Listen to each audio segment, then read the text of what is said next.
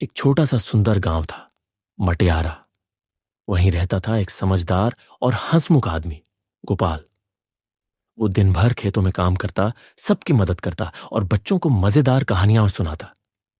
गांव के बाहर एक ऊंची पहाड़ी थी।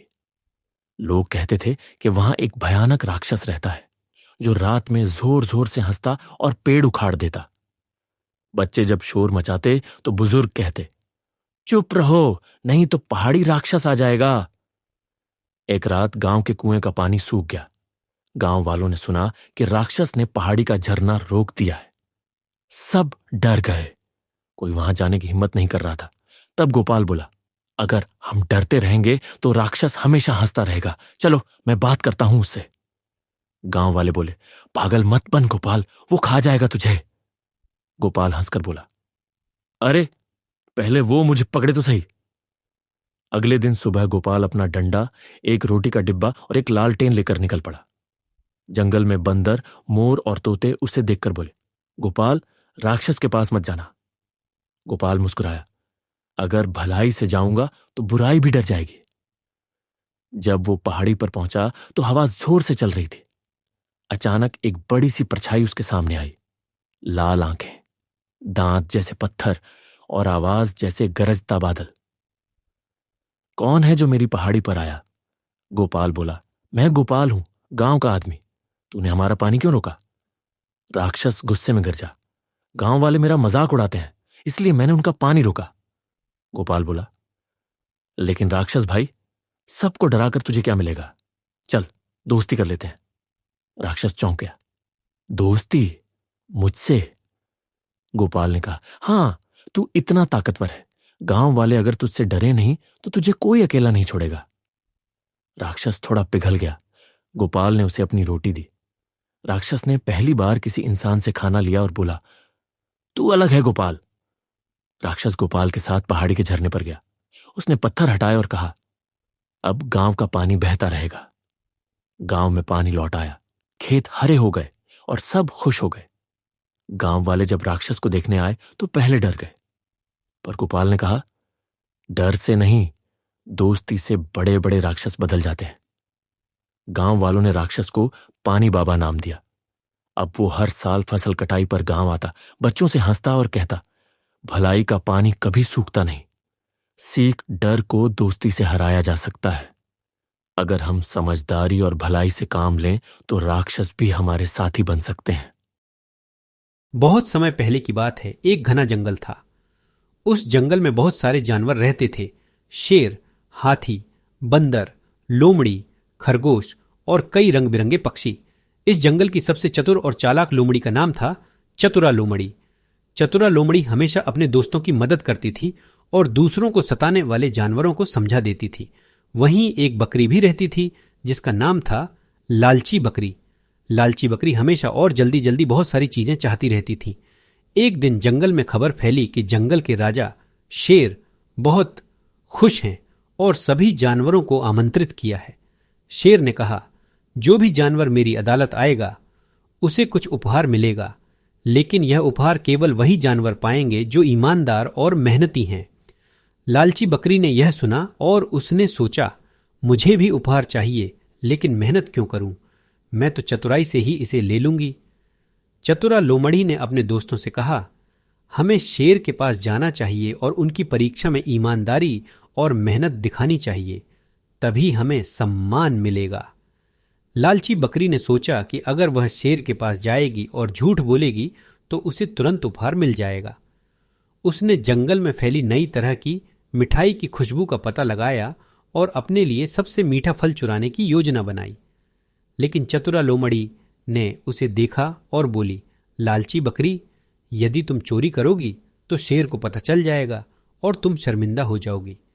लालची बकरी ने उसे नजरअंदाज किया और धीरे धीरे जंगल के केंद्र में जाकर मिठाई और फल इकट्ठा करने लगी। शेर की अदालत में सब जानवर जमा हुए। शेर ने कहा, मुझे बताओ कि तुमने उपहार पाने के लिए क्या किया है। चतुरा लोमड़ी ने पूरे सच्चाई के साथ बताया कि उसने जंगल के हर जानवर की मदद की, पेड़ पौधों की देखभाल की और जंगल को साफ रखा। शेर बहुत खुश हुआ और उसे जंगल का सबसे चतुर और ईमानदार जानवर का ताज पहनाया। लालची बकरी ने झूठ बोलते हुए कहा कि उसने भी बहुत मेहनत की, लेकिन शेर की आंखें बहुत तेज थीं। शेर ने तुरंत लालची बकरी के चोरी करने की बात समझ ली और उसे सबके सामने शर्मिंदा कर दिया। सभी जानवरों ने देखा कि लालची बकरी की लालच उसे नुकसान पहुंचा गई। चतुर लोमड़ी ने सबको समझाया, देखो दोस्तों, ईमानदारी और मेहनत ही हमें सच्ची सफलता देती है। लालच और धोखा सिर्फ अस्थायी लाभ देता है, पर अंत में यह हमें परेशान करता है। लालची बकरी ने अपनी गलती मानी और शेर से माफी मांगी। शेर ने उसे माफ किया, लेकिन उसे उपहार नहीं दिया। बहुत समय पहले एक हरे भरे रंग बिरंगे जंगल में तरह तरह के जानवर रहते थे।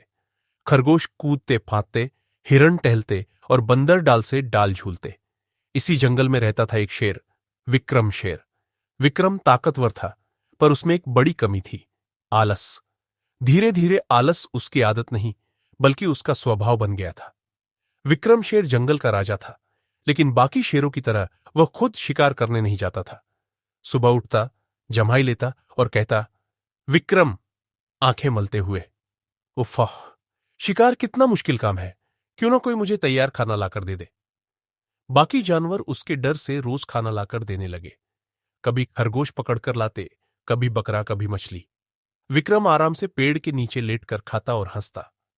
विक्रम, वाह, क्या जिंदगी है, बिना मेहनत किए सब कुछ मिल रहा है। लेकिन धीरे धीरे जंगल के जानवर परेशान हो गए। उनकी मेहनत से हर दिन शेर का पेट भरता, पर उनके पास खुद के लिए खाना नहीं बचता। उसी जंगल में एक बंदर रहता था, गोलू बंदर। गोलू शरारती, मजाकिया और बेहद चालाक था। उसका नियम था, कभी किसी से डरना नहीं और हमेशा अपनी अक्ल से काम लेना। गोलू ने देखा कि शेर की आलस भरी आदत पूरे जंगल को परेशान कर रही है। उसने सोचा, अगर यह आलसी राजा इसी तरह चलता रहा तो सब जानवर भूखे मरेंगे। मुझे कुछ करना होगा। एक शाम जंगल के बीच बड़ा बरगद का पेड़ था। उसके नीचे सब जानवर इकट्ठा हुए, खरगोश, तोते, हिरण, कछुआ, बंदर और यहां तक कि गिलहरियां भी। हिरण चीकू, अब तो हालत बुरी हो रही है, हर दिन शेर को खाना देना पड़ता है। खरगोश चिंकी, हां, हम मेहनत करें और वो बस खाए, ये तो अन्याय है। तभी गोलू बंदर डाल से कूदकर बीच में आया। उसने छाती ठोककर कहा, गोलू मित्रों, घबराओ मत, इस आलसी शेर को सबक मैं सिखाऊंगा, बस तुम सब मेरा साथ देना। सब जानवर खुश हो गए। अगले दिन गोलू सीधा शेर विक्रम के पास पहुंचा। शेर आधा सोया हुआ था, मुंह खोलकर खर्राटे ले रहा था। गोलू चिल्लाकर, महाराज, उठिए उठिए, आपके लिए एक खुशखबरी है। शेर ने जम्हाई लेते हुए पूछा, कौन है, क्या है खुशखबरी? गोलू हंसते हुए बोला, महाराज, मैंने आपके लिए ऐसी जगह ढूंढी है जहां रोज खुद ब खुद खाना मिलता है। आपको अब मेहनत करने की जरूरत नहीं। शेर की आंखें चमक उठी। शेर, सच? तो फिर जल्दी वहां ले चलो। गोलू शेर को लेकर जंगल के बीच एक अंधेरी गहरी गुफा के पास पहुंचा। गुफा डरावनी लग रही थी।